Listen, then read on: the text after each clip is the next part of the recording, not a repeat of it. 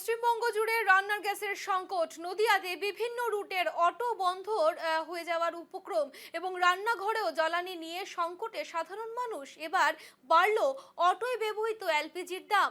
দাম বাড়ল প্রতি লিটার 5 টাকা।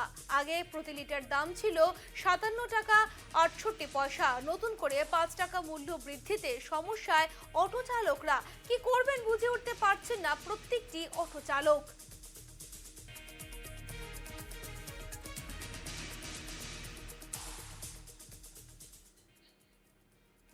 এখন আমরা তো ভাড়া বাড়াই আগে মতোই চলছে গাড়ি, প্যাসেঞ্জারও কম, এবার ভাড়া যদি বাড়ায় তাহলে একটা অন্য ব্যবস্থা নিতে হবে, কারণ ভাড়া বাড়ালে তো আমাদের সমস্যা। আর প্যাসেঞ্জারও তো ঘুম একটা রুটের মধ্যে নেই, টুকটুকি সব খেয়ে নিচ্ছে। এই যা চলছে টুকটাক আছে, এর মধ্যে এরকম থাকলে আমাদের চালানো যাবে। এরপর ওরা ভেবেচিন্তে দেখতে হবে আমাদের সমিতির মধ্যে। আমাদের সমিতি নিয়ে তো চলা সবাইকে নিয়ে, কারণ আমার পেটে তুই টান করে তাহলে ভাড়াতে হবে। হ্যাঁ, গাড়িটা মিলেছে কত করে?